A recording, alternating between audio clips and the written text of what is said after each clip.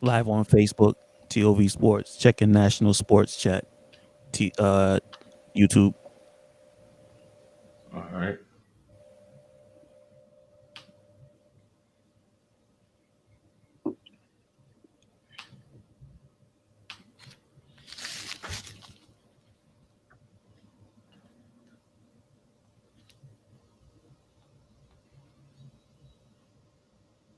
Live on National Sports Chat.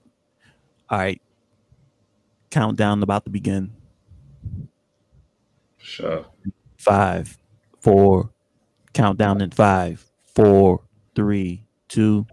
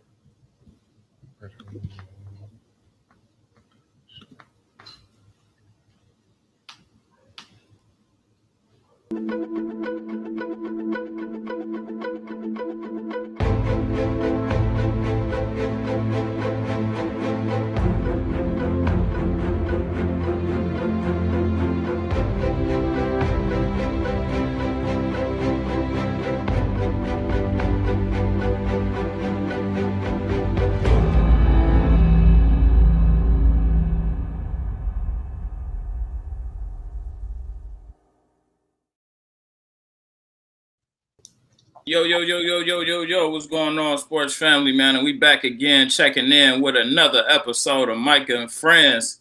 And today, you already know it's the usual suspects, man. I got my homie Nate checking in all the way from the West Coast, aka the best coast, back home You from the already Bay. know. What's going on? Yes, sir. Back in LA, repping the HU, the one and only today. You know how we do. Them Dodgers looking good, homie. Y'all may mess around, double up. You know what I'm saying? We about to get two of them. That's all I know. LA, we on a roll right now, so I'm feeling good. We'll see what Tampa Bay had to say about that. I don't know. I think they'll mess around, double up though.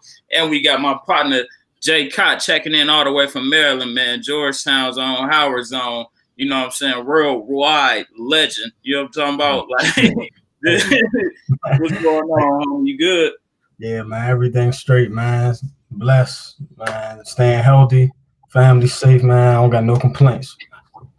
Hey, you know what I'm saying? Just let the people know, because a lot of people have homie, you know what I'm saying? Just getting love from the page and everything like that. And they went over to your page, man, homie ass be fresh.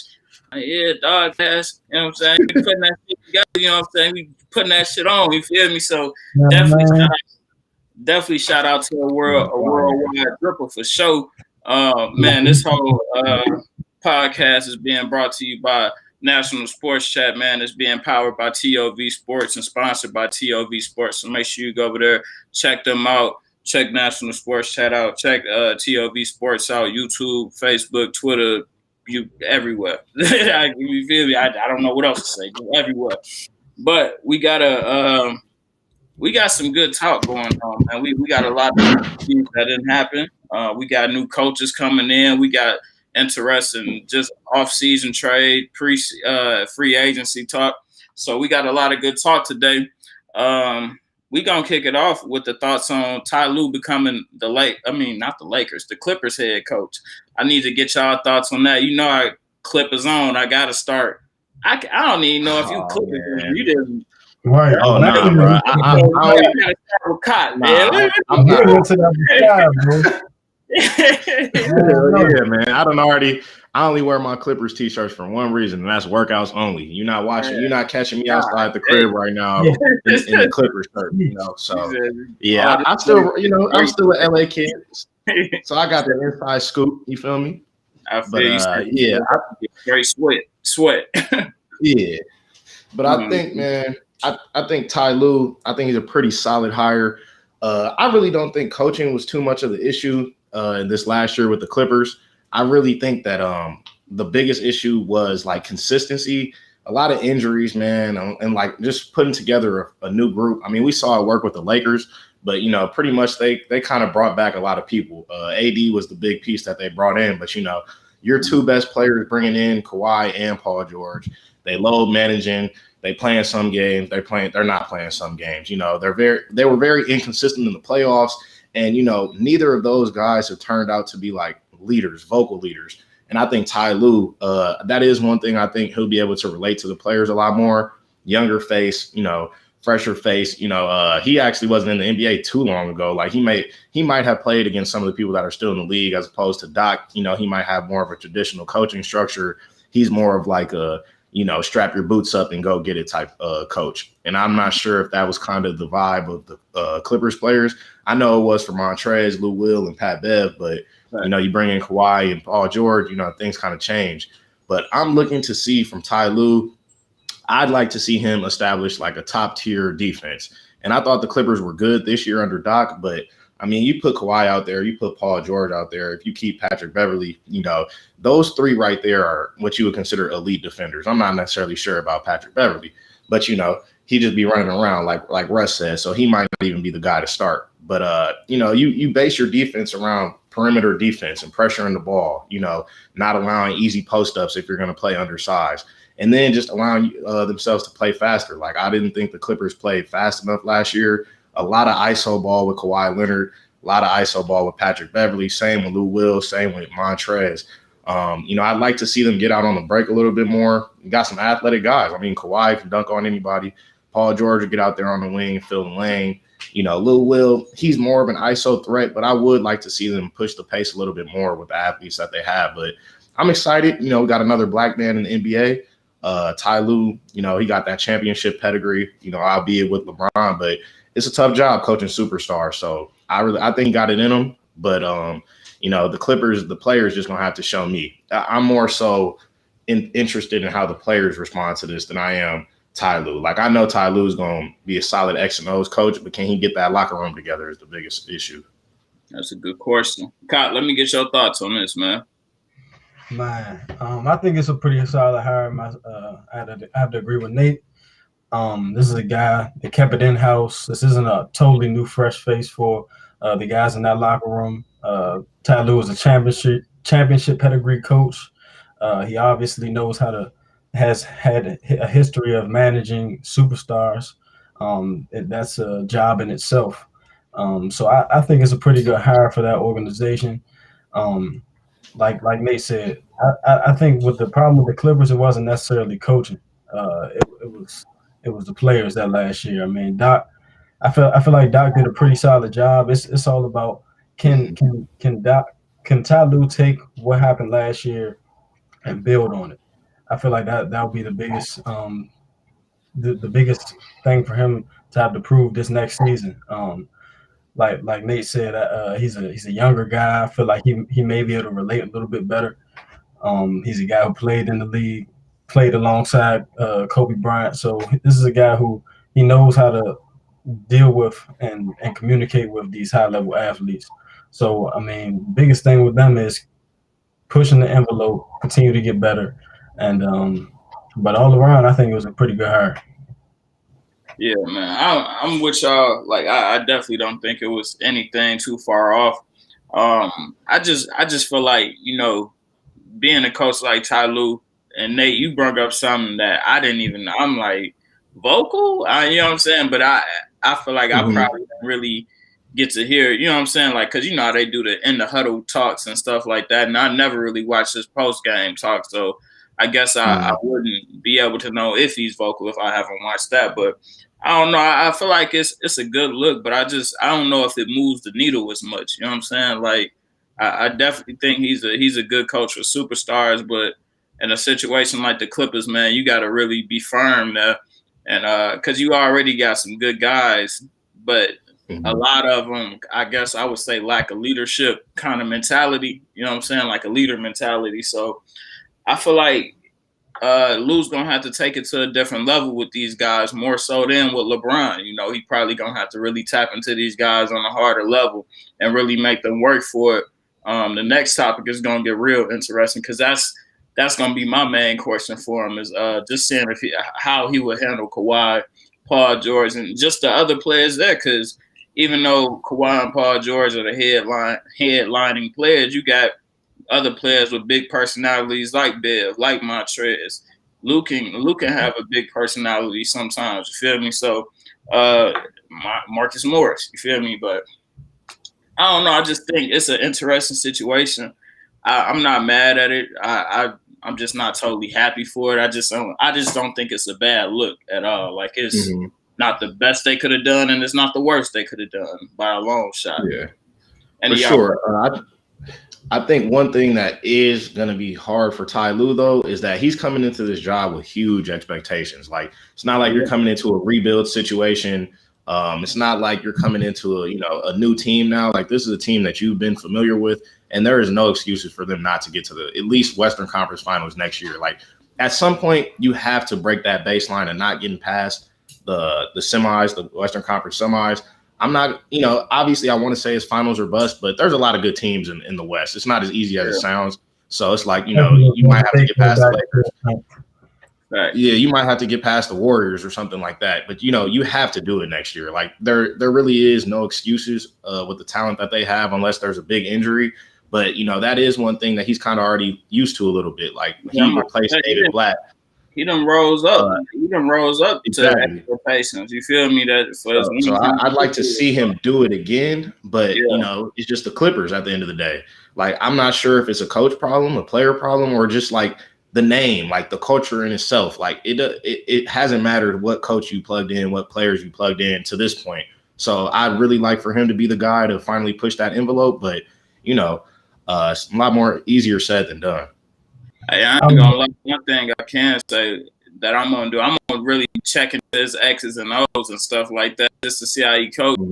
Just because for me, sometimes it just be like, man, this still Ty Lue, bro. Like you still get the walk over. Like the walk over is just crazy, bro. Like it's hard to really get that. But nobody talks about how he was really. I'm not gonna say clamping AI that series, but besides that, like that game, he had a pretty good. Hey, hold on. People said Iggy clamp. People say Iggy clamp.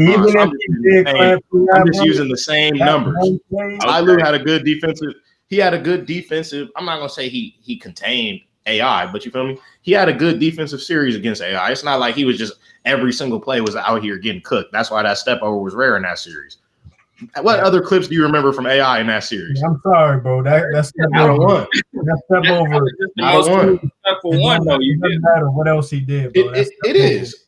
But he wasn't a bad player. He contributed to championship teams. That's my point. He contributed to championship teams, and like I think players don't look too much into like who you were in the NBA because most times the best players don't make the best coaches in the NBA.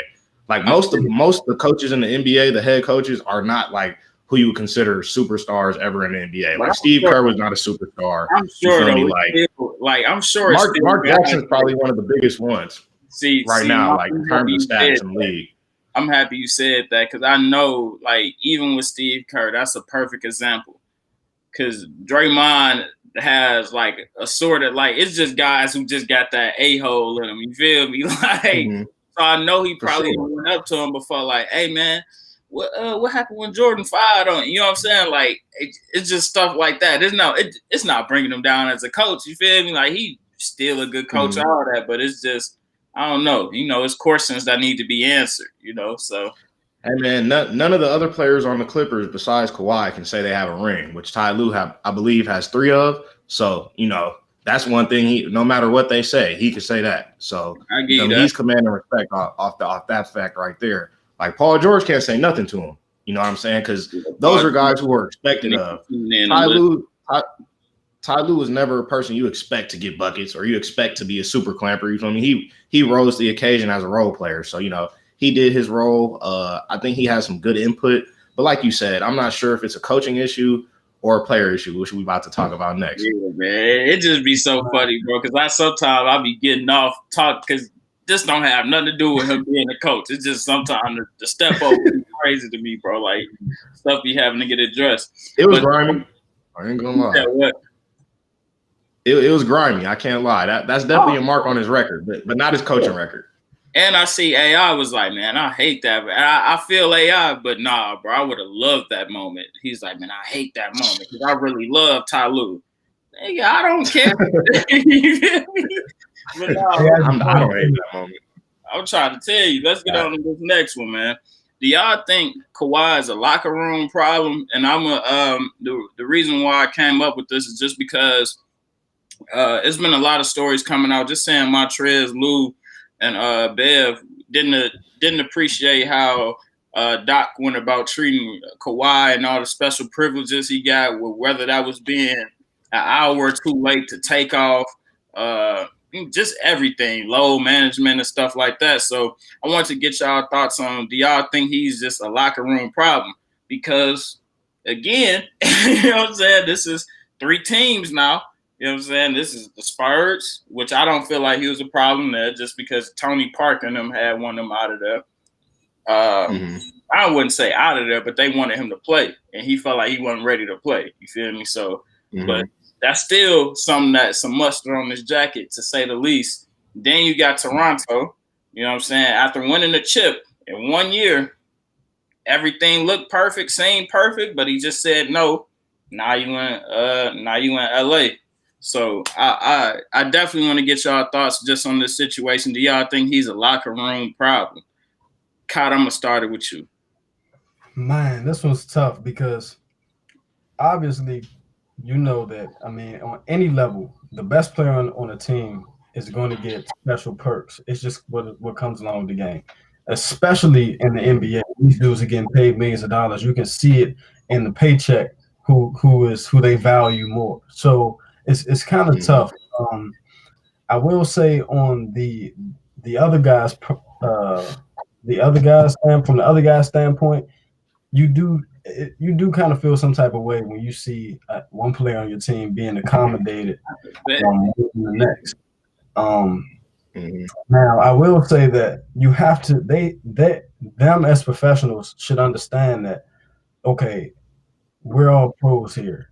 If certain things, if this is cool, Kawhi Leonard's our best player. Boom. So you got to deal with it, man. I mean, like, as long as he's not in there cussing dudes out and actually becoming a legit, I don't see Kawhi. Hey, we saying what he said to Dog. Hey man, I ain't pass you the ball, the effing ball for that. Hey, that's just real though. That's just real though. I was mad at that's that. A fact. Kawhi may be an asshole. I ain't even gonna lie to you. Hey, man, sometimes you gotta be an asshole in sports, man. The one thing to win, man, you gotta be transparent in all situations. Like, you can't be, because at the end of the day, guys gotta realize we all got one goal here as a team, and that's to win. So whatever has to be done in order to get there, to get that W, then I mean, it has to be said, and you gotta, man, keep it. Like, I feel like you soft if you're taking offense to what Kawhi Leonard said. But I mean, so I wouldn't say he's necessarily a locker room issue. I would like to see him be more vocal of a leader. I feel like he's always been a leader with his play, so I can't really grasp on how good he is as a vocal leader. But I mean, as far as the other off the court stuff, I feel like those guys got to realize, yes, he is coming into a Clippers organization who was built on grittiness, toughness, things of that nature. But come on, dude, y'all not getting the championship without that man, and it's not happening. So I feel like they should be professionals, understand his situation. Hey, some people are different. So, I mean, if you have to accommodate small things like him, like for whatever reason he wants to live in San Diego, he's late to certain planes. Come on, dude, you on the team's time anyway. What else you missing? So I can't deem him a locker room issue at this point. But I would say for the other guys, And if there is an issue, then they should come together as grown men and talk it out. Yeah. All right, man. This brother to brother, not the coaching staff, the organization isn't involved. This is between us. This is my current situation. This is why I want to do this. This is why I'm doing this. This is why things are the way it is. And I feel like they all want to win and have one goal, one focus, one purpose. Then they'll accommodate and adjust to whatever their brother's needs are. Yeah, I feel like I just think it like his ways, like you said, bro. That can be a problem for certain people. So if it's a problem for certain people, I feel like he needs to go in and just readjust how he feels about himself, man. Like, hey, man, you're a part of this team just as much as everybody. And like you said, if it is a problem, let it be known. You know what I'm saying? And Kawhi, if it is like you need to do rest management to be at your peak performance, let that be known to the guys. Just don't have the guys out there thinking like, man, shit, Kawhi going tonight? Hell no. Right. Well, damn. Right. You know what I'm saying? Like, we gotta put it on the air. Let it be known. Yeah, and that's how I feel like it's probably problems there because he's not from the outside looking in. Like we don't, I don't know how Kawhi is in the locker room and nothing. Right. But it's like, you know what I'm saying? Damn, dog, like you don't communicate with anybody from that. You know what I'm saying? From my perspective, that's how I look at it. Right. And I feel like that could become a problem for certain guys that, especially guys who were in the situation last year where that was last year where they took the Warriors 6 games. You feel me? So, yeah, like they're in a situation where it's like, come on, bro, like we good, you know what I'm saying, already. Not saying we don't need you, because that's definitely not what we're saying, but we think, you know what I'm saying, if you coming over here being with us, you gotta fall in line just how we fall in line. So I think it's just like you said, Kyle, it's a lot that needs to be spoke about. And I feel like that's gonna be a hard job for Ty Lue. You know what I'm saying? Like Ty Lue is gonna have to be the one. And I don't know if he could do it, but he coached Brown, so I don't know what that behind the scenes look like, but I'm sure it's not going to be the same as coaching Kawhi. It's going to be harder. You know what I'm saying? Because Kawhi is not the communicator. Brown is the communicator, the communicator, the leader, the everything. You know what I'm saying? Everything runs through Brown, and everything don't run through Kawhi. Kawhi is happy. All right, comes to the gym, put up. I finished the game 25, 10, and 7. Go home, we got the W, and he good coming back every day doing that. You know what I'm saying? Without, all right, let's go. You know what I'm saying? Picking other guys up and doing things like that and really being the main leader of a team. And Ty Lue's going to have to show he could do that from a coach perspective, because I still don't think without your best player really being like your leader, it's gonna be hard. And I wouldn't even say leader. I'd just say without your best player being able to solidly communicate with you know what I'm saying, with the other guys, I feel like that makes it hard, because there's been different situations to where teams have had guys like even Udonis Haslem. Like he was the leader of that team, but nigga ain't play a lick of minutes. Like he was more of a coach than anything. So it'll just be interesting to see how this all unfolds. I do think what he's doing is causing problems for other people for sure. So I'm gonna give him that locker room breaker. I will say to your point. I have heard rumors from multiple of his prior teammates, current teammates, that he's not the same guy off the court that we see on the court. As far as not responding to, they say he hates the media, and he shies away from it. So I mean, we can't really call it. I'm not going to judge him based upon what we see, because what we see, I think I got the same opinion as you, bro. Like, yo, what's up with dude? He don't talk. He not. So I mean, I feel like say something. Like, I feel like, man, like these dudes last year should have been a disappointment to them. So if they want to get together and rebuild their reputation, and actually achieve something, then they're going to have to talk as grown men and bring it to them. Like, I don't even think that story should have leaked to the media in the first place. Yeah, that's what Lou Will said. Well, Lou Will, he denied the reports. I'm not sure if y'all caught that, but he denied the reports that it even happened. But man, I'm gonna be a little bit more critical than you guys are. Yeah. I'm not gonna say he's a locker room problem for what he does. It's more so the lack of what he does. You guys have made some good points based off communication, but like if you look at Kawhi's trajectory in this league, he's never been called on to be the leader. Even when he was with the Spurs, right? There's a clear chain of command. You got Popovich at the top, you got Tim Duncan, you got Tony Parker. Those are the guys you defer to, So even with him winning Finals MVP, he was never the leader of that team. Yeah. You go to Toronto, they're following him because they know they have him on a 1-year rental, so they giving him everything that they got. But you look at that team, Kyle Lowry's clearly the vocal leader. He's clearly like the galvanizer of that unit. I even think Nick Nurse is a pretty strong leader. Like he got some pretty nice tendencies in terms of coaching. He's won a championship at every level. So like there's a clear chain of command with the Clippers, right? If you look at them last year, I don't think that they had one central leader. And I think that's why they were so successful in terms of like at least getting 2 wins against, the Warriors with Kevin Durant. I mean, Lou Will, Montrez, Pat Bev, Shamet, Shea Gilgeous, like none of those dudes were superstars. So they did it by committee, right? They were all having fun. They probably all communicated with each other. Like I think everybody viewed each other at that same level. And I think that's why you got some fun basketball. But with Kawhi, like I never really saw the team camaraderie this year.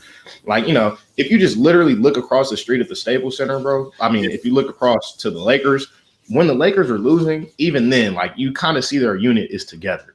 Like they may walk off the court or whatever, but you can see like they're together. Even in the times where I ain't gonna lie. Hey, come on now. I didn't say it's true. Look, they haven't. Nigga Bron to go sit on the other side of the bench, man. Fuck these niggas. But like that's not that. That's not that. But like if you look at them, bro, like they clearly have like a chain of leadership within the Lakers franchise. Like it's Bron, AD, and then everybody else fall in line and do your role, and they're professionals, so they're okay with that. And I think the issue with Kawhi coming into the Clippers was that they never clearly defined who the leader was on the team, and like he's not taking that role. And obviously, we're looking at it from the outside in, but I mean, this is just me looking at the social media. Obviously, I clearly don't know, but I don't see the Clippers doing no team activities. Like I hadn't seen the Clippers doing no team activities till I seen them fishing in the bubble. Man. And I work with the Clippers. You feel me? Like I ain't seen too many of them like linking up. Like I rarely seen any of them like congregating before games or anything like that when I was working there. So it's like they never really built a team, and that's pivotal. Like at any level, like that's why you feel me. When you're a kid, you go to Chuck E. Cheese with your team. You feel me? In high school. Your coach is ordering pizzas for y'all doing group, y'all watching film, y'all doing group activities because you got to build up that camaraderie. And I think that's a lot more important than the Clippers probably realized this year. I don't think they did enough to build that camaraderie because it's 1 year. You can't have the weight on your shoulders for the weight on the world on your shoulders just for one season. However, you do got to build the sense of team. Like Trez, Lou, Pat Bev, they had that sense of team. Like we're a team, we're a unit. And then you bring in Kawhi, you bring in Paul George. I mean, not to say that they weren't a part of the team, but it kind of all these reports we're getting, it kind of seemed like they were treated on an upper echelon. And that's okay if that's clearly defined. Like if it's clear, like, all right, Kawhi Leonard, I'm the leader. I'm the leader on the court. I'm the leader off the court. I communicate well. I'm not, like you guys said, there's not going to be any games where it's like, is Kawhi playing tonight? Is he going hard tonight? Is Paul George's shoulder okay? How's he looking tonight? Like there didn't seem to be too much of that with like the Lakers. So, I mean, I'm not going to say he's a problem because he's yelling at people or he got an attitude. He doesn't want to do things. It's just what he isn't. And, he may never be that vocal guy, but he may have to try a little bit harder because this Clippers franchise is his right now. Yeah. Like LeBron, that Laker franchise is not his. You feel me? Like, even with the Spurs, like it wasn't his franchise. Like, but this Clippers franchise is completely his right now. Like, there's never been a champion in Clippers history. Like, he wins a championship with the Clippers, he's the person to ever win a championship. Yeah, I'm about to say, like, yeah. No, I don't. It's LeBron's organization right now, but like in the terms of history, like the history of the franchise, like LeBron's not the first Laker you think of. If Kawhi wins a championship, he will be. But in order to do that, you feel me? You got to build some type of culture. Like I don't really know what the culture of the Clippers was this year. They had all these ads talking about spotlights, street lights over spotlights, or us over them, or whatever. I'm like, bro, like all that little sassy shit, Like they got all these little signs around LA, like they trying to combat like the Hollywood stuff that LA is. But it's like, that's not really the culture. Like, communicate. You gotta feed into that. You gotta feed into that, whatever the culture is. And one thing, right. like I want to just say is, I know it's probably hard to really, and I know my DMV guys gonna really kill me for this, but they wear them just on an everyday tip. But it's hard to really, you know what I'm saying, really hoop with a nigga that wear New Balances. You know what I'm saying? Like, it's really it's hard. It's hard. Like, it's like damn, like every day that's what you like. Damn, you can't even, and the New Balances you do wear, like, that's really like hard. You can't even hoop in them. Like come on, bro. Well, Ty Lue got to challenge either one or the other, Paul George or Kawhi, to take that leadership role. Like, one of your two best players has to take the reins, because like those two are under contract. There's no guarantee Montrez will be back. He's a free agent. Who knows what he'll get on the free market. There's no guarantee that Pat Bev will be back. They might trade him or something like that. Get some reinforcements. They got to reinforce that front court. Get some better bigs possibly, but one of those dudes has to step up and be that vocal leader. Like, it might not be your personality, but you got to suck it up for 82 games if you really want to win a championship. Yeah. Then lastly, because we a problem solving podcast. So one way, you said just the camaraderie and the team chemistry. And I'm just thinking, like, man, they got the perfect guy in the locker room to build that. Lou Will just taking the Magic City on Monday. Get everybody a combo. That's perfect team bonding. I remember the picture. Kawhi like the strippers. Yeah, I'm about to say it was with the strippers too. Kawhi already in there, so I don't know. He already get took him through the spot, so he's like, man, Lou, you got to double back. You know what I'm saying? You can't just have him out there like that. He really one of them guys that don't get no fun. So you got to take him to the fun. But you know what I'm saying? You got some. Hey Nate, I will say, to your point, you made a great point about how the culture and the lack of leadership is obviously missing within that franchise. I would say to that, it doesn't necessarily have to be Leonard or Paul George to me. Oftentimes you see on teams that the vocal leader isn't always the best player, or the leader in general isn't the best player. Like, you look at Golden State, while Curry is a leader, I wouldn't say he's the leader. It's Draymond Green, in my opinion. Now there are multiple circumstances where the best player is the leader on the team, like D. Lil, I say Greek Freak. But D-Wade was. Right. It doesn't have to be that in all situations. Like, I feel like with that Clippers organization, it's like the Lou Will, Trez, and Pat Bev, they established a good culture, which made them as successful as they were in years prior. So these guys have been in the league just as long. Lou Will's probably had the most years under his belt out of anybody on that team. So I feel like they need to do a better job of stepping up and leading. While I say that, it also takes for Kawhi Leonard to be acceptable and accept the leadership and to that level if they're not going to step up and do that. But ultimately, it does have to be established if they ever want to win anything, because that's critical. Like you said, and I think you're right, Cot, that it doesn't have to be the superstar that's the leader. Like, you look at UD, great leader, but you also have that on-court leader in Jimmy Butler. You look at, like, all, even in Golden State, right? Like, you could look at Andre Iguodala as one of those leaders at a point. But then, you look on the court, Draymond Green, like you said, great leader. Steph Curry, to our knowledge, a great leader. Klay Thompson himself is very quiet, kind of like Kawhi Leonard. But you see he's a silent assassin. But, when it's time for him to talk X's and O's, when he's talking about his team, like, you kind of just feel that he loves the team. Like, he loves playing Warriors basketball, Like, I feel that when I'm really listening to it. And that might just be me reading too deeply into it. But, like, when I just listen to other stars around the league talk about situations that they like, you can kind of tell, like, even after losses, like, oh, whatever, like, we know we did this wrong, but we'll be back the next game. Like, I didn't like the fact that the Clippers blew that 3-1 lead. To me, showed that, like, it was nobody in that locker room that was like, all right, we lost one game, we're back at it. Because, like, you saw that with the Lakers. They didn't lose a consecutive game once in the playoffs, even after they lost game one against the Rockets and Portland. Everybody was like, oh, they might lose this series. Oh, they might give them a run. somebody in that locker room, obviously I can't say it was LeBron or AD, somebody was like, all right, you know what? We're going to win the next game. Then we're going to win the next one. But I never saw that from the Clippers. It was kind of like, damn, we just lost. Damn, we just lost again. Damn, we're home. You feel me? Like, I never saw a snapback. Facts. Like, we out of here, you know? Let's leave. So somebody got to take that charge to all of our points. Yeah. Man, shout out to the people that's in the comment section. Jeremiah Lockhart, I see you. We was just talking about whether Kawhi is a locker room problem or not.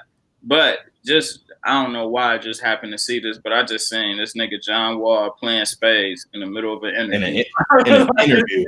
Like, real deal playing spades. Salute to John Wall, man. Just to get into this next topic, man. Bradley Beal really wants to stay in D.C. Oh, you got to say, God damn, you double up. You know what I'm saying? Howard, double it up. Yes, sir.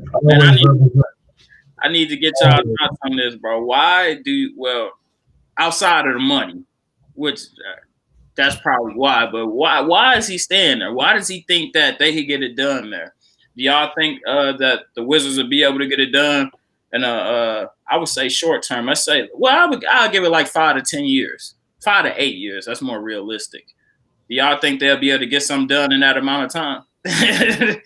Nate, you want my honest opinion? Yeah, you want my honest opinion? Hell no. Yeah, I got you. hell no, bro. Hell no. I personally don't think so. Just because, man, they still handicapped though with John Wall's contract for another 4 years, I think. So, like, that timeline alone puts them back. And then, you know, I'm not necessarily sure about the coach. Is it Scott Brooks? Yeah, still Scott Brooks. Like, you know, he's cool. Like, their young talent is okay. Like, I like Rui Hachimura. I don't see superstar talent. But I do respect Bradley Beal for wanting to stay. I think he's saying all the right things, especially to get that bag. I mean, he's guaranteed that $250 million if he opts out this extension. You know, he'll have 10 years of service in the league, so that's 250 M's. But just being realistic, no, I don't think they'll get a title. I think Bradley's really good. I'm not sure he's the best player on a championship team, though. Let me just say, can make something happen. And whatever. Okay. You know what I'm saying? Look, I'm gonna say past the second round, so maybe a conference finals, because they haven't reached a conference finals. Like, when I was in DC, they kept running into that second round wall. So, you know, all right, to elevate past that, I think it's possible. The organization will have to do a lot of work. I'm not exactly sure how they offload John Wall's contract, but, you know, maybe he comes back and becomes a pretty good player again. I think that puts him in, you know, contention in the East, at least to make the playoffs, you know, maybe get a first round W. But I mean, I don't know, man. They would really have to bring in like some really, really big time talent, maybe through the draft at some point, you know, maybe trade and get some picks. But I think they got a long way to go. Like I said, I respect Bradley for what he's doing. You know, it's not all. I saw an article earlier. He was talking about how, like, you know, people take the easy route in terms of leaving. You know, I respect that, but I'm never going to call getting a championship the easy route, because only one person wins it a year. There's a lot of people that leave teams and go to teams that they think they have a chance to win a title and don't. You feel me? Like, if you look at the Clippers, like we just talked about, like, you can say Kawhi and Paul George took the easy route, but clearly they didn't. So some niggas take the easy route and some niggas take the bag route. Yeah, or some people take both. And, you know, clearly Bradley's not trying to do that right now. I think he's only like 27, 28. If I'm him, I'm taking the bag too. I'm securing that 250 mil. You know, later down the line, maybe when you're like 31, 32, you got all the Wizards accolades. That's a lot of the stuff that Bradley talks about. Like, he wants to be in Wizards history, which I really do respect. I mean, he wants to get his jersey retired. He wants to be, you know, all-time scoring leader. He wants to put some records up, and I respect that. But once he does that, he needs to get out of there as fast as possible if they don't make any moves. Man, what I say is this, man, because you brought up John Wall, and I feel like we just gotta wait to see what he is when he comes back. So it's like, it's kind of hard to gauge, but we done seen like more teams turn around, you know what I'm saying, less than 5 to 8 years. So I could see it happening. You know what I'm saying? Like I said, I like Hachimura. I like Thomas Bryant, dude who played for the Lakers. I like him too. I like those dudes. I just don't see like star potential And even with John Wall, like you give him a completely healthy Jay Wall. I mean, we've seen what a completely healthy Jay Wall do. Like he got outed by Isaiah Thomas. You feel me? Isaiah Thomas was a great player that year, like MVP candidate. But at the end of the day, Jay Wall, 6'3", 220, 43-inch vert. You know, that was him at his healthiest. I feel like Brad Stevens had a lot to do with that one, though. What'd you say, Nikai? I feel like Brad Stevens had a lot to do with that one too. Don't get me Fair wrong. point. He played his ass off. He was coming out. You know, he just lost his sister. He was. It was a different level. But I can agree with that. With the Brad Stevens point, he was probably a big role. Yeah. I also think too, like, you know what I'm saying, we gotta wait to see what he's like when they get back. But they also tied up cap wise, so it's just gonna be interesting to see. And if I was Bill, I'd take the bag too, bro. You know what I'm saying? Like he's 27 now. By the time he finished with the bag after that 5 years, he'll be 32, kind of on the backside of his prime. Depending on, you know what I'm saying, how it turns out, because a lot of guys are laughing. Depending on how you develop now. Yeah, 32 not that old then. Yeah. Brad Bill, like with his skill set, he could be a sharpshooter at 32. You know, Sniper. A high level scorer, like you never know. He could be in that same type of mold as Greek Freak we were talking about. You know, still have some good years left, get picked up by a possible championship team if need be. Mm-hmm. I feel like if anything, like it'll have to be like that when Bill is like that 30, like 32, 33, if they like could possibly make a run or get to the Western Conference Finals or something like that. Just because, like I said, they got a lot to do, whether that's in the draft or just trading pieces away, because they are already tied up really heavy. I think they still, like, I know the Bulls were playing Otto Porter at $26 million, but I still think they had to pitch something off on that for sure. You know what I'm saying? So they just tied up. I wish Bradley wasn't this tied to staying in DC though, because I do feel like there are some very good like places for him right now in terms of fit. I think Denver is a perfect fit in terms of his play style and like what they need. If you replace Gary Harris, like you trade off Gary Harris, maybe Michael Porter, maybe some picks. Like I think that's a perfect spot for Bradley because they need another front court athlete with Jamal. I mean, Gary Harris is pretty streaky, but I also think the Bucks would be a great place for him. Like him playing with Giannis, like that perennial forward. Every single elite guard in the NBA, to me, needs to play with like a perennial forward. I really think, and vice versa, you know, you need each other realistically. You see LeBron here. I mean, you see Giannis and Chris Middleton. I guess that worked. I think that was a big issue for the Clippers, not having that very elite front court guard. I think that hurt them. When you look at the Warriors play, you got a great forward with Draymond defensively and playmaking. And then you got Steph and Clay. But that was also an issue for the Rockets. So many guards and not enough good forwards. But, you know, Giannis is the perfect type of elite forward that Bradley needs and vice versa, because the spacing would be amazing with Giannis. But then you got two. I think Bradley Beal is a much better athlete than like we see, because he be doing some stuff sometimes it's like super impressive. He's just not. That's to Kot's point. His skill set is so high.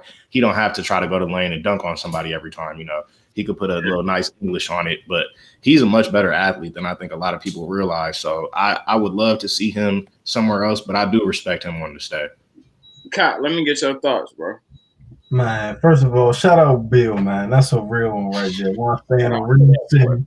Yeah, I mean, hey, but obviously, I think that the bag is the primary reason, no questions. Like, come on, 250 M's, you can't pass that up. This is a guy, he from St. Louis, Missouri.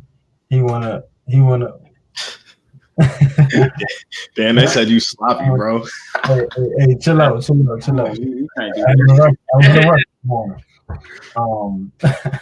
But nah, man.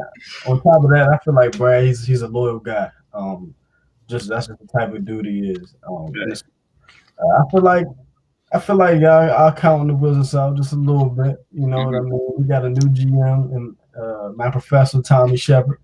I feel like he got to talk to him personally, and I really like where his values and the things in the direction he wants to take this franchise. He's trying to get. I really like the draft pick in Hachimura. I feel like he could possibly have star potential, in my opinion.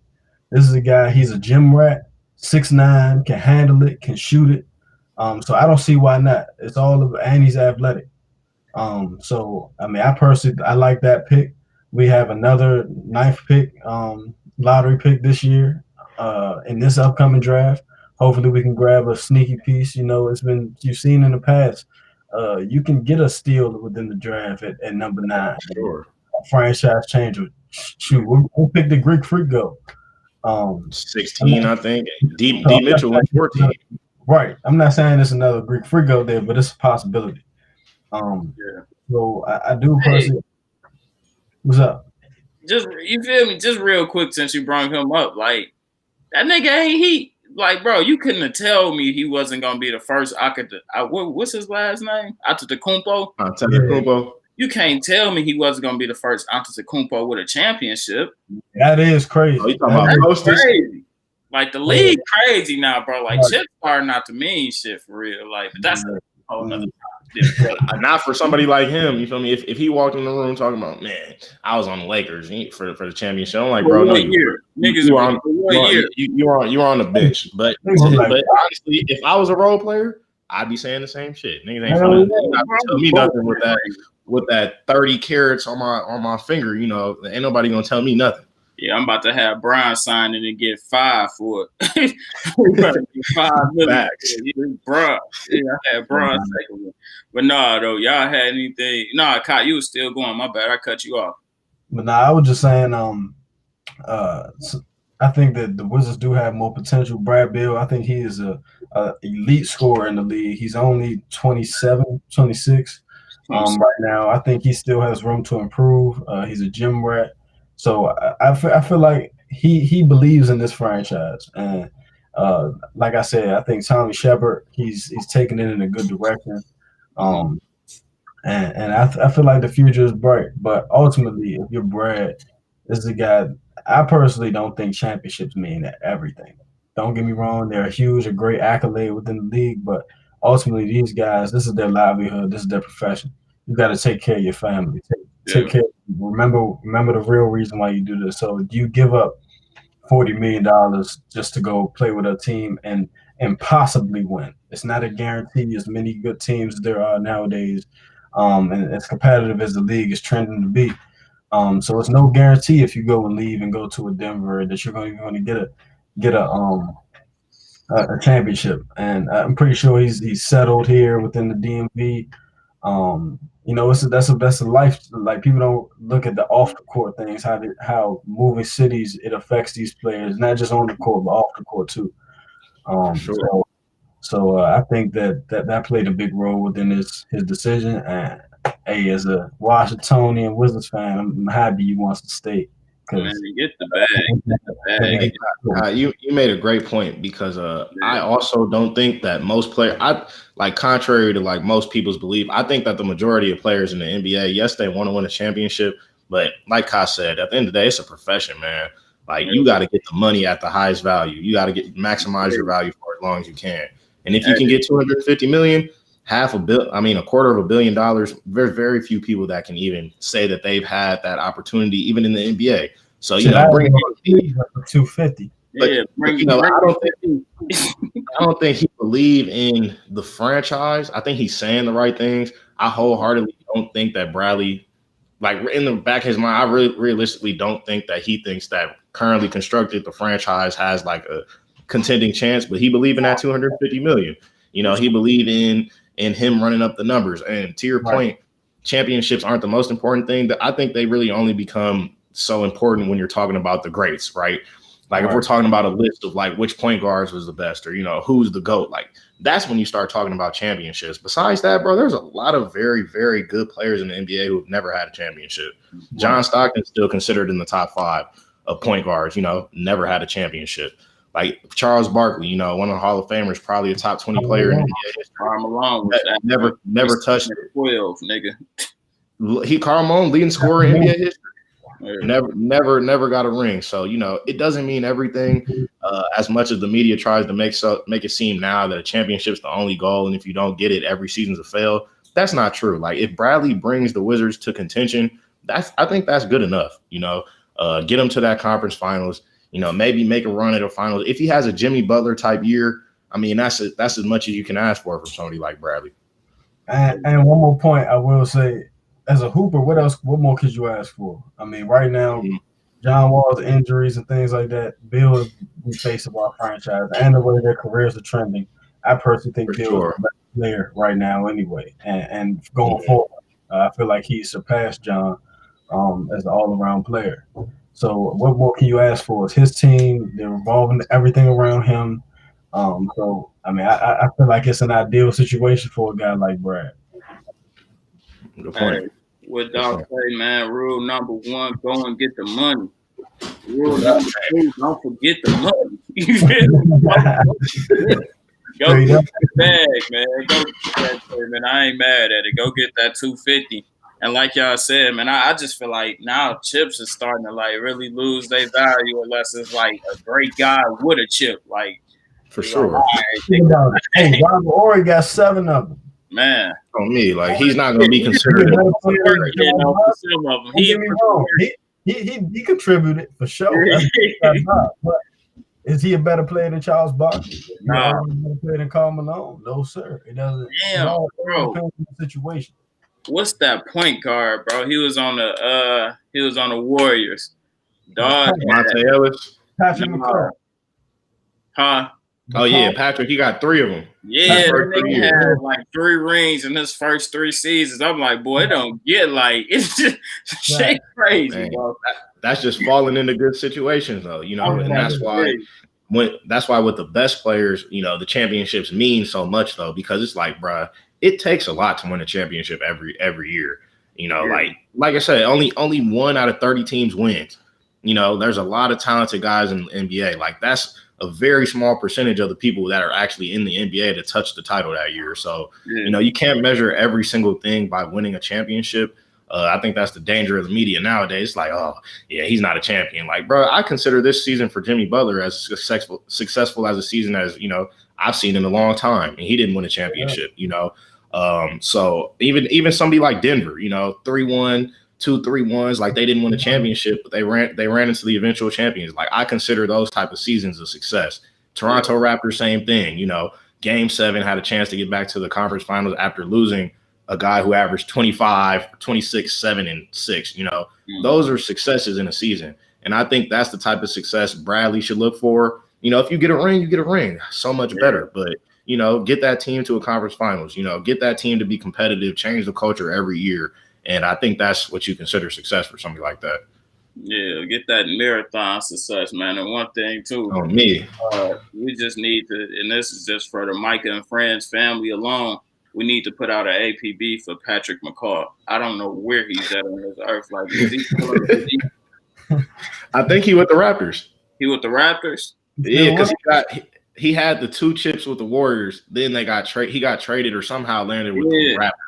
Yeah. And then I think he's still on that roster, bro. Man, because when they lost, I saw some post. It was like this the first year that Patrick McCall won't be in the finals. Like, nigga, legend, like real legend. Like when you go out, like I'm telling my kids, like, man, he was gonna be better than Jordan.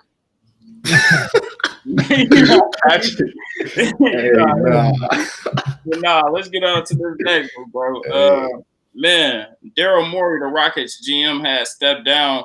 And I want to get y'all thoughts, man, just because it's a lot that's been going on in Houston.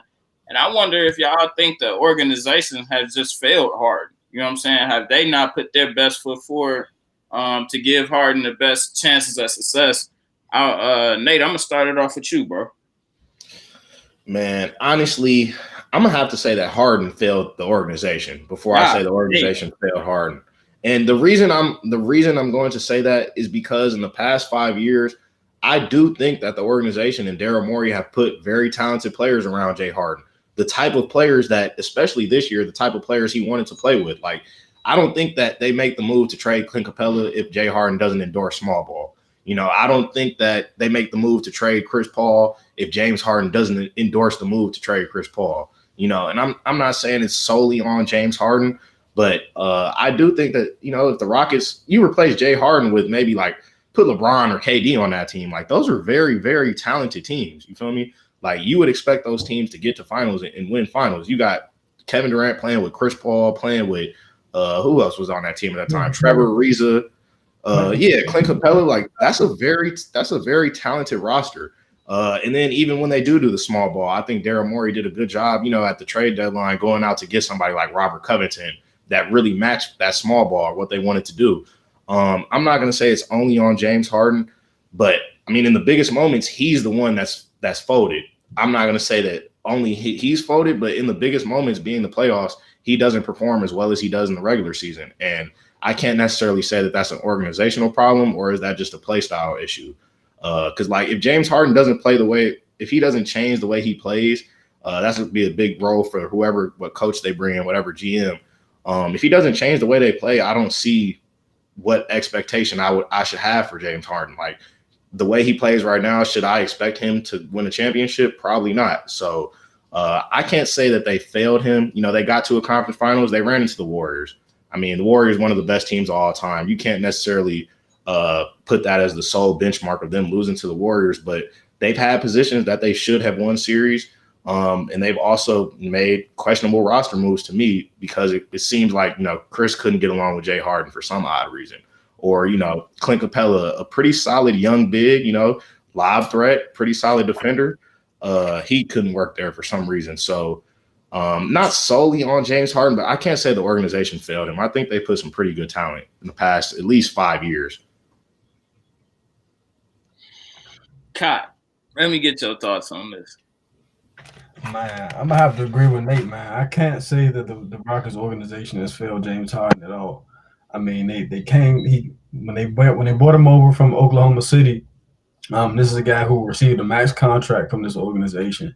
They have revolved their entire play style around him, tried to put pieces around him that could possibly complement him and get him to the pinnacle, win a championship. And I mean, you see that although he is in the tough Western Conference, he's running up against these teams who like Nate said, he ran up against an all-time great Warriors team. You run up against LeBron James this year. So, I mean, it just shows that the caliber of player James Harden is. While he is great and is a top-tier player in the league, it's just players that are better.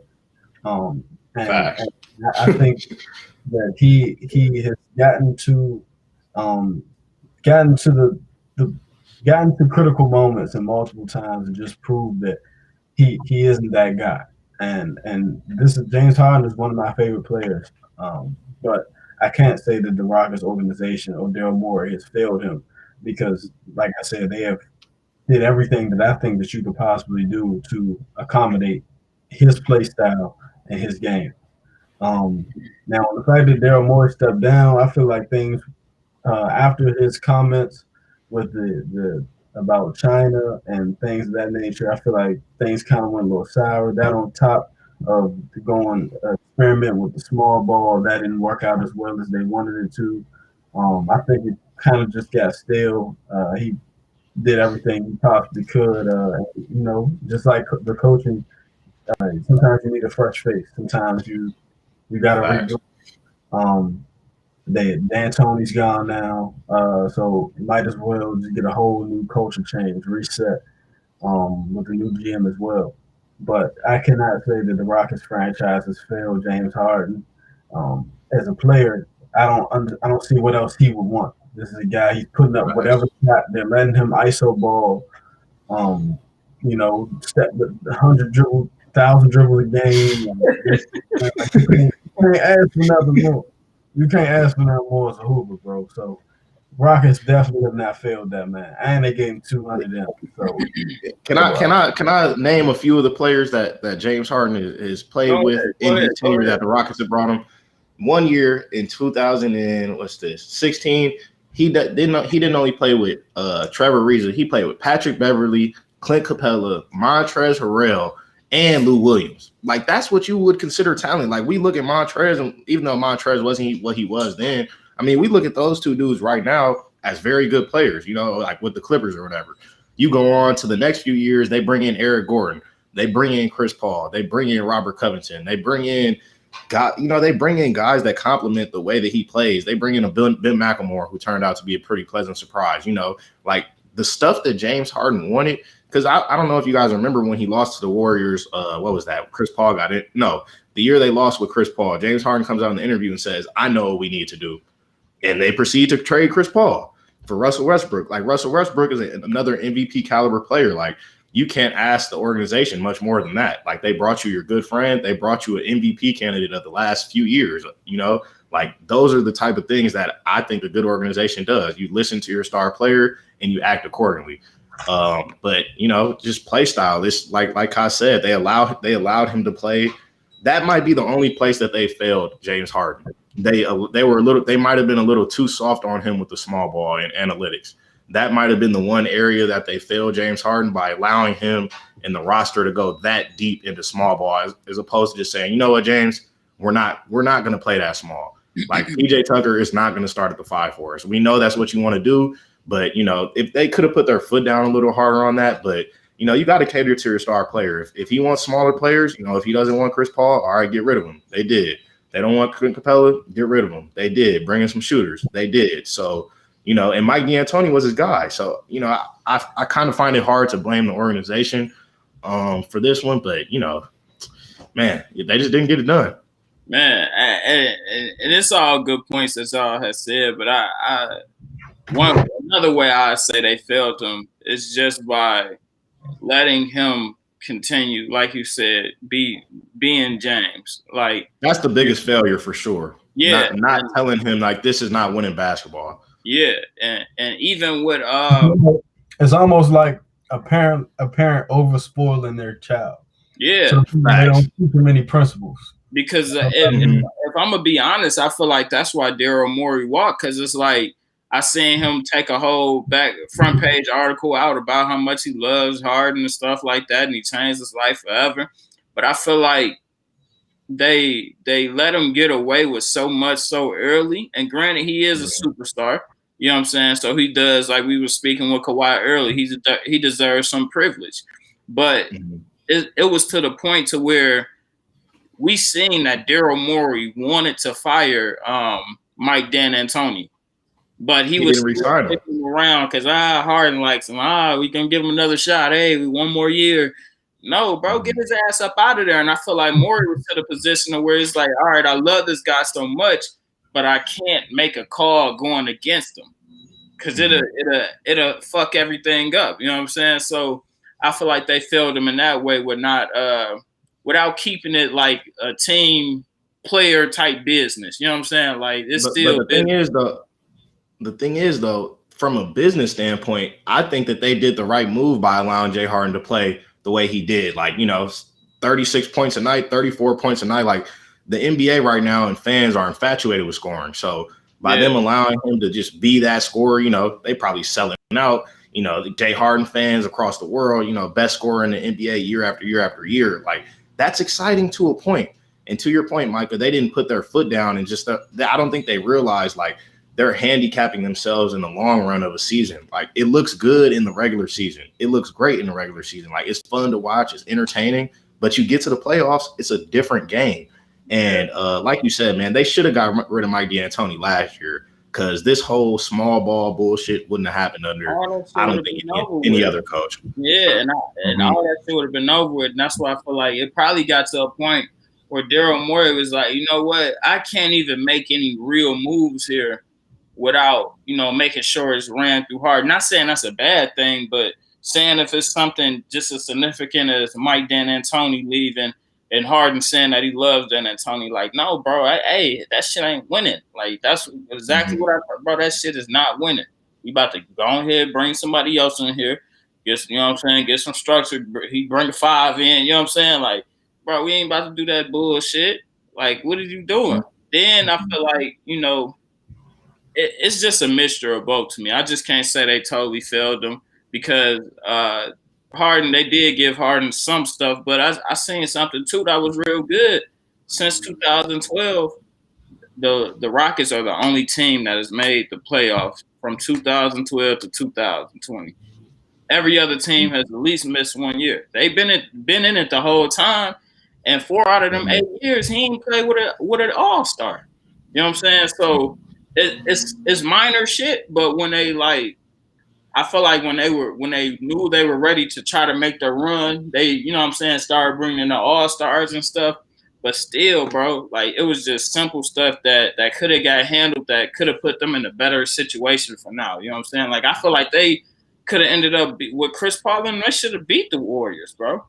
It shouldn't have been no reason for that. Like they should have had a title already. Like look, but guess what happened? To get into that point, I feel like what caused separation within that relationship is the actual relationship between Harden and Chris Paul. That wasn't a managerial from a managerial standpoint. It was our best player and Chris Paul aren't getting along on the court. So at that point, you have to make a move because true. But still, though, and I'm not saying that none of them are Kobe or Shaq. Part of it just got to be, hey man, I don't care. You know what I'm saying? Like we about to go ahead, come out here. These niggas go hoop. Like you better have 27 and 12, and nigga, you better have 26. Like, but look, Micah, to answer your question, you said that the Rockets should have beat the Warriors.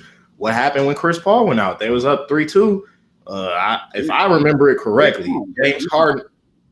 I remember it correctly. James Harden went on to miss 22 straight threes, and his team went on to miss 27 straight threes in Game 7 against the Warriors that year. So, I mean, I can't blame that on the organization. Like they put you in the position to get where you gotta finish, and like to me, that's what separates James Harden. Like you gotta finish, you know. And like I haven't seen that from Jay Harden, but his play doesn't elevate in the playoffs to me. I feel like his play gets probably worse to me in the playoffs, which is kind of like.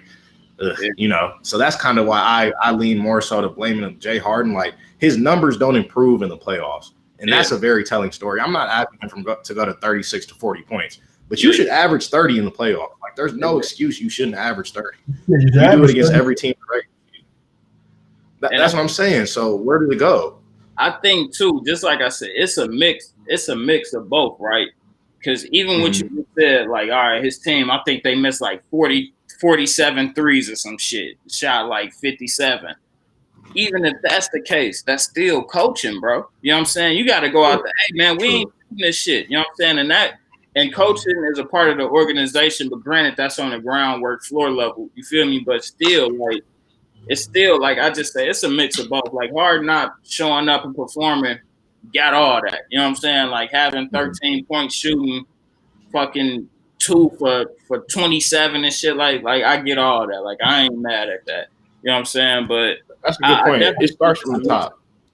I feel like to that point with them missing the threes, that was the culture that they set, and they literally live by the saying, the three, die by sure. So, I mean, and like I had to agree with Nate because it's like, yo, you still put them in that position, and they didn't perform when the lights were on, and that's my big problem with Harden. It's like I don't think that the organization couldn't have done. I can't name a better. I can't name a position that they could have capitalized on more. Like I think Clint was the perfect big man for him. Mm-hmm. A guy who didn't want to post up, didn't demand the ball. All he did was personality, catch lobs, and rebound and block shots. That's all he wanted to do. That's all he did. Then you bring in a guy like Chris Paul, who I thought was actually a better fit than Russell Westbrook because of the current system that they had. And James Harden can't get along with him, who's a guy who's an all-time great point guard who is a proven vet, and Harden couldn't squash the little beef, whatever they had, in order to put winning as the top priority. So I can't really, and then you got guys like intangible guys like Trevor Ariza, PJ Tucker, extra scorers, and Eric Gordon, Lou Williams. I think this is they did everything they possibly could, and it just maybe Harden. He needs another superstar. Like it goes back to the point. Maybe he needs a superstar low post player, a guy that he can play with in order to win. So I honestly think we're all making the same point, kind of, because I'm there. I'm there with y'all for sure. Like I agree with what Kai's saying, but at the end of the day, like even though if it is Jay Harden messing up, Daryl Morey still pulled the trigger on the trade for Chris Paul. I mean, to trade Chris Paul away. He could have just been like, bro, no, Jay Harden, like we're gonna try one more year, and we're not gonna go get Russ. You feel me? And same with the threes. Like, yeah, they built that culture of 3-point shooting around Jay Harden, but Daryl Morey could at any point could have been like, all right. Enough of the numbers. Let's go a different direction. You feel me? So, both sides deserve blame, but I definitely would lean more so on Jay Harden taking the blame though. Yeah. Fact though. I ain't mad at that. We're gonna keep it rolling, man. Golden State, man. It's like the team that they never go away, and it's looking like they aren't gonna go away. And they have, from what we've been seeing, they have a lot of plans in free agency just for 2020, 2021, the draft, all types of stuff. A lot of different scenarios. So I want to see what y'all thoughts are for what are some moves that you think the Warriors are going to make. One of the biggest ones that came out recently was that they're going all in on Giannis, and they're willing to trade away Draymond. Let's take the number 2 pick. A-Wig. And a 2021 first round pick.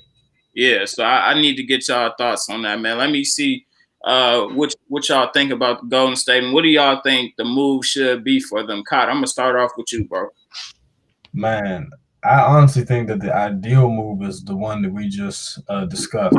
Mm-hmm. If they can land Greek Freak, I feel like that puts them at the top of not only the Western Conference, but it prolongs that dynasty that they've built. It prolongs Steph Curry's career, Klay Thompson's career coming off an injury.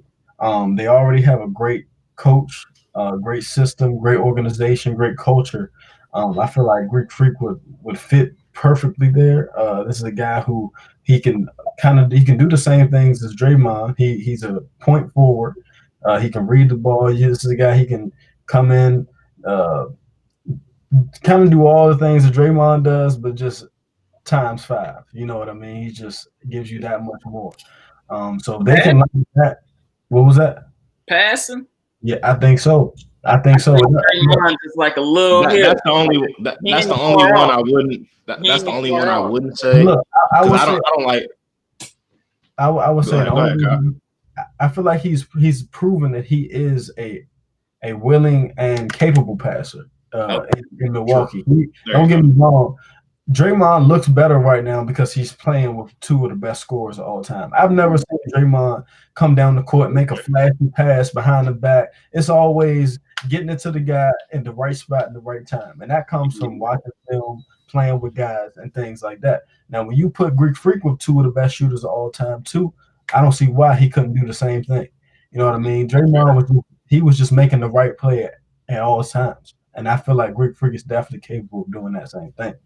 So I feel like that would be ideal for the Golden State Warriors if they could land Greek Freak, 24 years old, 25. Man, it would be crazy. But if not, I personally, if I'm them, I would go ahead and take that second round pick. I mean, that number 2 pick in the draft. If they can land a James Wiseman, I feel like even with that current constructed roster, you bring in James Wiseman, that's a up and coming big man. I feel like he has a lot of potential, legit 7-footer, athletic. And I'm really interested to see how his game expands when he gets into the league, because I haven't seen it, but the rap is that he's much more skilled than he's shown in his minimal games in college. So if he's able to shoot it at all, handle it at all, like, that could be crazy, putting him with Curry and Klay. And still having Draymond, you know what I mean? If you're able to hold on to Draymond, I think that's a win too. This is the guy, he's proven veteran champion, knows the system, and things like that. But as far as any other point, I can't really see any other guy that they would go out and get right now who could, unless they bring KD back, which ain't happening. I don't see any other guy that they could possibly get in free agency or make a move for who would be as good as a fit as a Greek Freak, or taking that number 2 pick. I don't really see it. So I think those are the best 2 options for them right now, personally. And if I'm Milwaukee, you might have to do that. Only if you, I feel like, of course, you fill out and see where Greek Freak's head is at first. You know what I mean? Yeah. Tell him up. You're getting that $250 million if you want it, and fill him out. You know what I mean? But I feel like on his behalf, he should at least be real enough and let him know up front whether he plans on signing that or not, just so he doesn't leave them. And then he could land himself in an ideal situation and go to state. I feel like they're in win-now mode if he goes out there. So yeah. I have to. I got you. I think it's a interesting situation. Like I said, man, I think the Bucks are definitely going to offer him that max. There's no doubt in my mind. Like, we all know that. And like what you said, like, even if he does want to leave, do a sign. I mean, Nate, you said that in the chat. Do a sign and trade. You know what I'm saying? But I think the Warriors I just got to clap it up for them because they always end up in the right situation that they want to be in. You know, whether that's let's say if that trade does go through where they get rid of Draymond, Wiggins, and that second round pick and that first round 2021 pick, that's still cool. Because if that goes through, that means they still had that second pick, that first round. You feel me? The number 2 pick of this draft.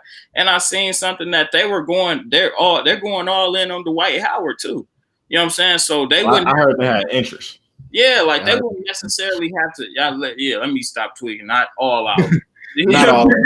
Let's not get crazy here. You know what I'm saying? But they do have interest in the Dwight Howard, which I do think that'd be a decent look for sure. Especially if you have somebody like Giannis and you still have Curry and Clay there. And with that number 2 pick, they could do something. They could get funky with that. They could get Anthony Edwards because I seen that Wiseman is now the front runner. You know what I'm saying? Like, which Lord knows why. I don't know why you need Karl Anthony Towns and Wiseman, but okay. Karl Anthony can play defense. They trying to hide his defensive deficiencies because he can't move his feet. Yeah, I don't know what them niggas though. I feel like he could be a 4 too. He could be easily a 4. That's a huge front court. That's true. Right. I could see it. I wouldn't make that move. But I wouldn't either.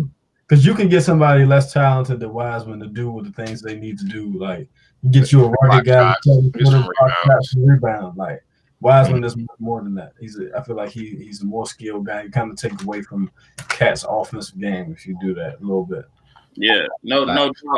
And just to keep adding, bro, like they're in a situation where they just have to win. Let's say even if they do have to give up that number 2 pick, well, hey, you still got Giannis, and you know what I'm saying. You could still go out there, make a good run at a big man. You know what I'm saying? Like you could get a big guy out there that could play some solid minutes every night for you. They just in a good situation, bro. It's hard for them to really fail right now. It's just what cards fall in their direction, and from what we know, they always gonna shoot at the top gun. They did it before, you know what I'm saying? And we'll see if they do it again. But I think everything is lining up perfectly for them to bring Giannis in there. At least if not this season, at least 2021 for sure. Man, let me get your thoughts, man. Man, honestly, I know it sounds great on paper to have Steph, Clay, and Giannis. Like the fit makes so much sense, but the rest of their roster, if they do go out and get Giannis, will be absolutely terrible. Like they literally have no money left. You feel me? Like, you know, and that's kind of been a big thing with the Warriors, depth. Like throughout all their championship runs, the one thing I've noticed about the Warriors that they've always had depth, whether it's Iggy, whether it's Sean Livingston coming off the bench, you know, whether it's David West coming off the bench. But bro, you got to think, Steph has a super max deal right now at $43 million. Clay's maxed out at $35 million. Giannis may get paid close to $50 million a year if you do a sign and trade. Real quick, Nate, because they done did it before, bro. They done paid niggas sticks, Jones, vet minimum. Hey, nigga. Steph didn't have his super max though at that point. You feel me? When they brought on KD, Steph wasn't making 43 M's a year, you know. Yeah. And Clay just read up after this too. So like they kind of, like you said, they were in a very good position cap wise because Steph was still on a rookie scale extension. You feel me? And he didn't get a max rookie scale extension. Clay, you feel me? He just got that 35 mil. You put 43 mil, 35 mil, and then probably another 45 to 47 mil on Giannis books. I mean, you're already over with 3 players. You're already pretty much over the cap. And I'm not going to say that that's, those 3 couldn't take you to a title, because they could, and you would just have to have other guys buy in. Like you said, very good point. Getting guys at that minimum level because they just want to buy in and get a championship. Niggas going for that. Niggas going for that ring. We seen Dion Waiters. Sure. We seen Cheese. Cheese. We have seen Philly Cheese. Yeah, but he can't do every dang game. Dior down, you know what I'm saying? And he got him one. But this is like, I think that the best plan of action for the Warriors is to try to search for some depth with this number 2 pick, right? So, maybe keep Draymond. I really like Draymond in their offense, but, maybe an interesting trade. You do something like you trade that number 2 pick, you trade Wiggins, and then you maybe get back somebody like a Drew Holiday. Maybe a Jackson Hayes, maybe Drew Holiday, Jackson Hayes to kind of reinforce that front court, something like that. I think that they need depth a lot more than they need another superstar. Like, I do think Giannis, obviously, I think Giannis would be amazing with them. You feel me? Wide open shooters, you got to help down on Giannis, or you got to just play one-on-one. You got to have the defenders to do it. So that's so scary, but building a roster around those figures, I think that would be hard to sustain. So I think that they should just try to go get some depth.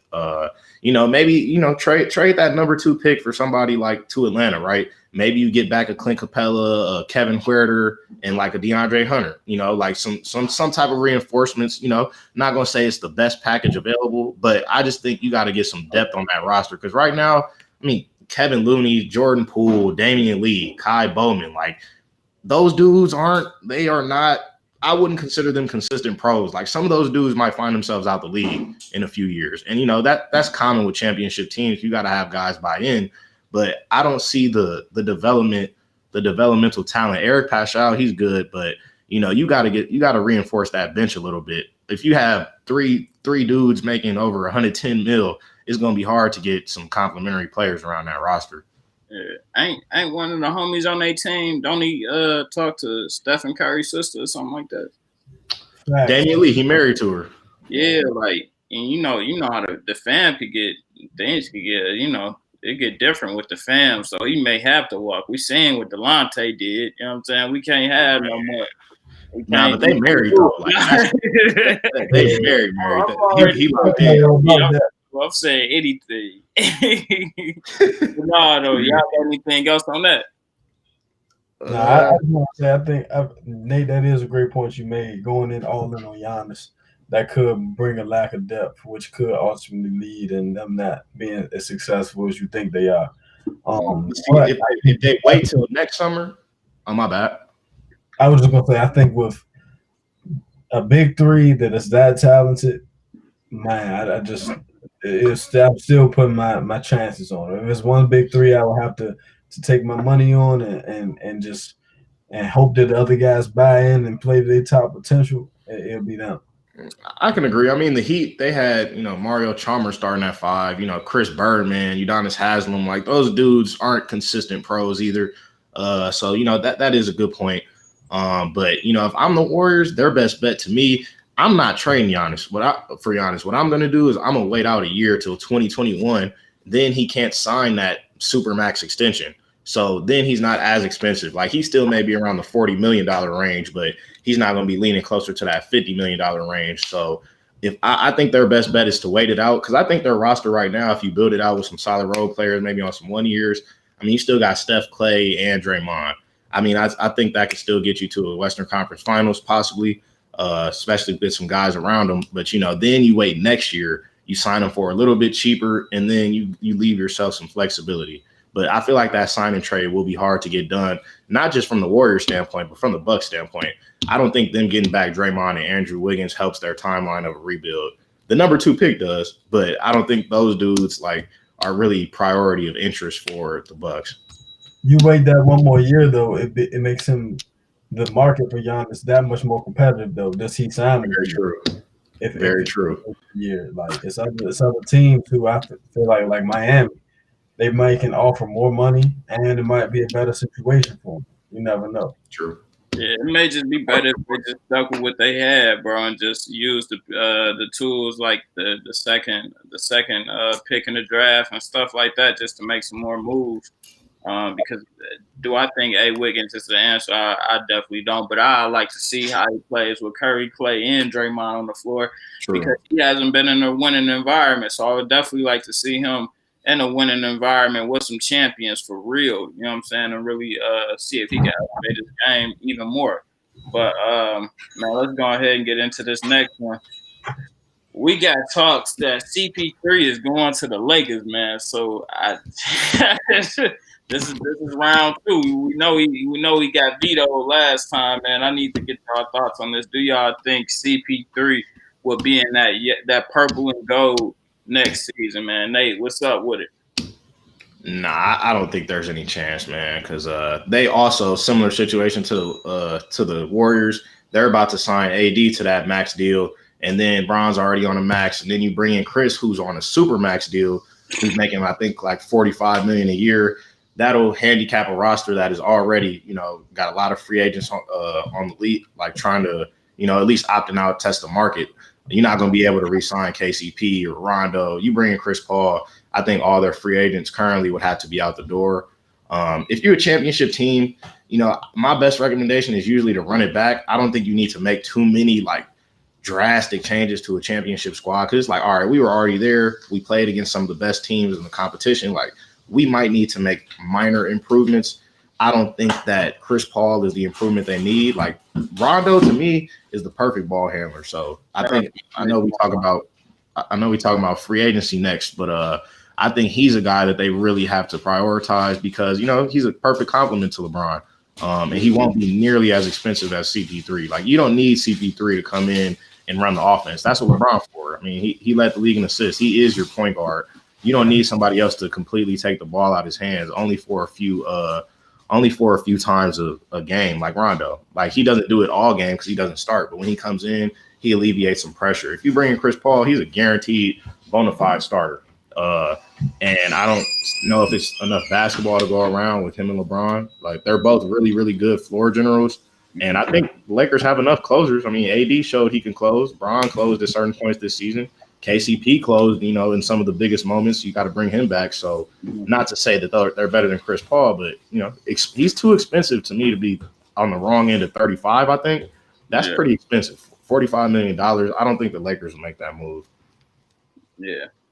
Kyle, let me get your thoughts, man. Man, just from a number standpoint, it doesn't make a lot of sense. The guy, he's kind of on the tail end of his career. You'll be picking up a large contract. I just don't think it works out in that sense.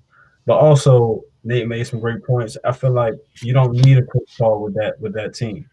You already have a certified floor general in LeBron James, and then I feel like to reiterate what Nate said, Rondo was the ideal backup point guard. Other floor general that they need. I feel like he doesn't demand as many shots as Chris Paul. And his primary role is defense and facilitating. So I feel like like you said, you get him at a way smaller ticket. So I feel like Chris Paul isn't necessarily the answer. You bring him in, that's a major. I feel like that's a major roster addition. And because they don't even need answers, they seem like they got them. Right. And they're coming off a championship season. I feel like you don't need that large of a dynamic change by bringing in a guy like Chris Paul. It just doesn't make that much sense to me personally. I feel like a lot of it is built upon him and LeBron's relationship. And LeBron, I feel like he's on this thing where he just wants to get his guys championship. Let's go win them with my bro. You know what I mean? And that's respect. That's the type of dude LeBron is. But I feel like financially, with AD about to resign, and then you got to think about the future. You don't want to handicap yourself. Like LeBron, he's 35 years old. You know how many more years he has to lead himself up to era when he is the solidified man, and you can put more talent around him. So you never know. You sign a guy, you pick up a large contract. Those linger 3, 4, 5, 6, 7 years. You never know what can happen. Right now, financially or strategic, it is the Yeah, I don't think it's smart at all to have CP3 tag along. You know, just like you for all the reasons like you said, and we know what Chris Paul already said last year when OKC tried to come at him with some, hey man, can we restructure the deal? No, nigga. I'm trying to be I don't care about a ring. I'm trying to be the highest one paid out. Bring me that 80 million in 2 years or 90 million because it's 45. Give it to me. I need it. I ain't mad at him. You feel me? I ain't mad either. Yeah. You better get that chicken, boy. You feel me? Like, hey, I just don't think it's a good idea. Just like all the reasons, like y'all said, cap wise, all that. And the Lakers have a lot to deal with already, like making sure they bring Rondo back because he's an unrestricted free agent. KCP's unrestricted. Dwight, like we already said, the Warriors are already looking at him. So that could possibly be somebody else missing from the piece of the puzzle. And you got Avery Bradley coming back, so they aren't just super. They won't be super underhanded from a guard position, but it is like they definitely have to do some more just to keep adding on to the team and just making sure they keep a good, I guess, like a good group of guys around LeBron and AD because they're gonna do what they're gonna do regardless of who's there. But they just need some good role players that keep cycling through that. You feel me? You got any more thoughts on that? Nah, man, I think we touched everything. Man, for sure. Let's go ahead and get into this last one. Damn, my nigga changed location real quick, bro. You feel me? I had to change location real brief. Man, let's get into the Lakers free agency issues, man. Do y'all think that, like we just brought up with Rondo, KCP, and a host of others who may be walking away, do you think that they'll be able to – what do you think they're going to come out here and do in free agency and in the draft, man? Let me get y'all thoughts on this real quick. Kata, I'll lead it off with you. Man, I feel like, first of all, they need to prioritize, like you said, getting Rondo back. I even think that based upon Dwight Howard's play within the playoffs and not just his on-court play, but how he was as a bench guy, locker room guy, you could tell he really gelled with those guys. I would prioritize maintaining his contract too if the bidding war doesn't get too crazy between them and the Warriors. But if not, let's say worst case scenario, you lose both of them. I know a guy like Victor Oladipo. He would be I feel like he could be a great addition to that team. Also, I know Fred VanVleet. I believe he's he'll be a free agent here too. Possibly making a move on him. Now, I did see a report that the Raptors would possibly offer him an 80 mil. So I don't know if 80 mil is worth it if you're the Lakers for VanVleet. He's a very solid player, but that could also bring financial problems in the future if you decide to commit much money to VanVleet. But if not those two, I would say they should strongly pursue a guy like Oladipo. I feel like he can fit their culture well. If not, and what do you all know? Free agent big men this year. I don't think it's any premier ones. I know Drummond has an option this year that he got to pick up. But I don't think any like premier big man. Montrez is somebody who would be on the market, but I wouldn't consider him a premier big man either. Right. But now, man, with the Lakers, since they're coming off a championship, man, for real, I really think that they should prioritize retaining the same guys that they had on that run. Specifically in Rondo and Dwight. They played a key. If it's two guys who I would say I was most impressed by their play, besides LeBron and AD, of course, it would be Rondo and Dwight. And KCP too, how he came out and performed in the finals. But if those guys, they really showed that with a diminished role and in that complementary role alongside AD and LeBron, they can really perform they're as good of a complementary player you're going to get in the league. in my opinion. The big man that's coming out is Draymond. I said Draymond. Andre Drummond, Hassan Whiteside, Marcus Gasol, Bismack Biyombo, and Tristan Thompson. So, see, Marcus Gasol could be somebody. If you lose Dwight, you bring in for cheap. Not to say that he's a priority, but he could be a solid piece, a solid big off the bench. I personally don't necessarily like the Marc Gasol move because from noticing his play as of late, he just looks like you can tell the father time is getting to him. He's not as nearly as athletic, even though he never was known as to be a great athlete. He just looked exceptionally slow off his feet in recent years, and I feel like that doesn't necessarily benefit the Lakers. What made them so good is that they can get up and down. All their bigs, to Bill McGee, to Dwight, 1 through 5 can get up and down on that team. And you those athletic 7-footers running, it's hard to stop the transition. So I feel like you bring in Marc Gasol, it slows them down, whether it's the first team or the second team. So to me, you got to prioritize getting Dwight back, or you name maybe a Whiteside if possible. Whiteside, I feel like he's not as much of an athlete as Dwight, but he brings paint enforcement, block shots, things of that nature. Yeah, Nate, let me get your question here. Man, I have to agree for sure with Cott on this one. I think the 3 people that you do have to prioritize, and that's why I don't think you should bring in a Chris Paul. You got to prioritize KCP, you got to prioritize Rondo, and you got to prioritize Dwight. I was very impressed with KCP and Rondo. I was impressed with Dwight too throughout these playoffs, but I think KCP, you bring him back, and if you got to restructure his deal, I think he's making like 10 this year. Maybe bump him up to that $12 million range.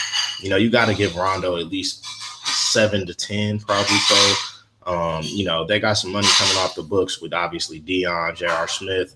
I'm not re-signing Jared Dudley if I'm them. I'm probably going to try to move JaVale McGee if I'm them. I don't think he fits for them. I think they realized that toward the end of the season. I'm not sure if they really thought he'd be the puzzle piece in general. I think they were just kind of keeping Dwight fresh, which was a good move on their part. So I wouldn't bring him back. If you could bring back, say, KCP, Rondo, and Dwight, then at that point, that's when you start looking at trading off somebody like a Danny Green with that $15 million. For me personally, I'd probably offload his salary and, maybe trade like an asset down the future, like a pick or something, maybe in 2022. And JaVale McGee, and that's how you go out and get Victor Oladipo. You make those salaries match, and then you can keep your core together, but bring in a solid piece. I think that's really the best course of action, though, for them to keep the core together. I know Fred VanVleet's a good name out there, but $80 million is kind of pricey for a roster that's going to get a little bit more pricey having to re-sign those guys. Like you said, I think Marc Gasol, he is a little slow. I'll say that he's definitely. The foot speed that the Lakers play at, they're one of the fastest teams in the league, especially when they get on the break. But, he may not be the best course of action either. Maybe try to – did I hear Bismack Biyombo or something? If Bismack for that minimum, he's a whatever piece off the bench. He gives you 5-10 minutes a night. Give him that. Yeah, you're right, Kai. Not Bismack. He's garbage, bro. And that's how weak this free agency class is. The fact that I even said Bismack Biyombo. So if I'm the Lakers, I'm staying away from making too drastic of a free agency splash. Like, don't go out there and spend $80 million to $100 million on a player and handicap yourself. They're already at the baseline of champions, so just bring somebody in or a few players in that continue that championship pedigree. Man, y'all done hit all the points I wanted to for sure, but that just only mean to me we got to wrap it up, man. I don't have nothing else. Y'all got anything else before we get up out of here? Nah. Good job. Man, I appreciate y'all for tuning in always. You know that. Make sure y'all go over there, follow the sports page at National Sports Chat. Make sure you check us out, YouTube, IG, all that. We everywhere. Make sure you follow the podcast page, Micah and Friends. We everywhere too with that. Make sure you go over there, follow TOV Sports. This whole presentation is being brought to you by them, sponsored by them as well. So make sure you go over there, follow them on YouTube, IG, all that. I don't have anything else. We got the matchmakers coming with the Little League football and AAU football. So I'll tune into that. They look like they out there hitting. Oh yeah, these little dudes be fooling, bro. You just gotta tune into the YouTube page, bro. We got some good games on there. We gonna keep doing that. So make sure y'all keep tuning in and checking in. But other than that, man, I don't have anything else, man. Micah and friends, we checking in there and we checking out. Yes, sir. Yes, sir. Here is something you can't understand. How I just keep killing, man. I'm from the South Rim, spinning like ceiling fans. Gambling with life, no complaining about the dealer hand. Back when niggas used to ride around the Dipset. Now these cops will shoot you on your live. That's a killer cam. Man, appreciate you, Brody. All right. That's a wrap, fellas. What'd you say? One in the book. That's a wrap, fellas. Oh man, no doubt, man. Niggas to get up with you, bro. Sure. Y'all be safe. All right, bro. Same, bro. Yo. All right, Mike. I'm waiting on Q.